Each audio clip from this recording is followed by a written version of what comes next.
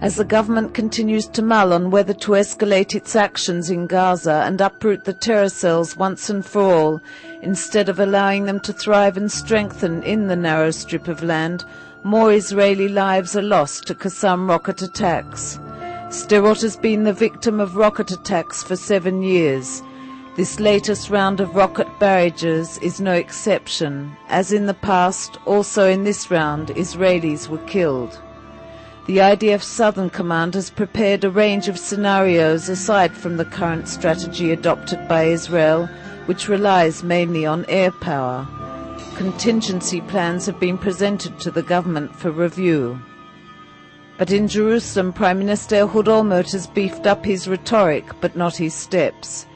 His repetitive statements that no one involved in terror is immune to Israeli attack sound hollow and without any substance. The numerous air sorties over Gaza in the past 10 days have demolished buildings and Hamas military positions, created craters in the ground and killed mainly those affiliated with Hamas, but it has not appeared to have dented the terrorists' arsenal. Indeed, since Israel pulled out of the Gaza Strip in September 2005 and is no longer present at the Rafah border crossing or deployed in the Philadelphia corridor, terror groups waste no time in entrenching, smuggling weapons through tunnels and border crossings, using the millions of dollars received from Iran, Syria and Lebanon to purchase weapons and tons of explosives, and improve the distance capability of their rockets. As in the north, where Hezbollah took advantage of the IDF pullout to replenish and stockpile, in the south Hamas has adopted similar tactics. Some of the government ministers demand that Israel intensify its response. Some declare that for every rocket fired, a row of houses in northern Gaza should be razed, but only after residents have been warned to leave their homes prior to the airstrike. Yes, Israel is humane and cares for loss of life, especially when innocent people not involved in terror are concerned. The Palestinians, on the other hand, do not share the same concerns. The deep hatred they hold for Israel spills out into the Gaza streets. Their rockets and bombs are aimed at Israeli civilian population. Former Chief of General Staff, Lieutenant General Moshe Yalon, favors launching a second Operation Defense Shield in Gaza. Failure to launch an intensive military operation, he says, will guarantee rocket attacks on Kiryat Gat and Ashdod in the future.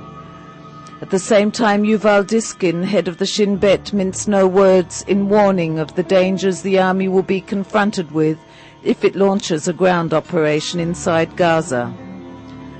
Those that had hoped for a better life under Palestinian President Mahmoud Abbas and Prime Minister Ismail Haniya appear to have been led astray and are apparently too scared to voice their opinions publicly. Abbas, who in recent weeks has worked around the clock to stop the infighting in Gaza between Fatah and Hamas factions, in which scores were killed, is now attempting to initiate yet another truce or ceasefire that will halt the rocket attacks on Israel. Until now, his efforts have been unsuccessful. Haniya is also incapable of maintaining control even within Hamas, as extremists such as Mahmoud al-Zahar are intent on holding the reins and pushing the Palestinian people even further over the edge. It appears the cost of Palestinian lives to Zahar is meaningless, as his entire focus is destroying Israel and leading the Palestinian people to a violent end. Meanwhile, the clock continues to tick. Israelis living in Sderot continue to live in fear from the constant rocket attacks, and in Jerusalem the government continues to ponder on what steps it should take next.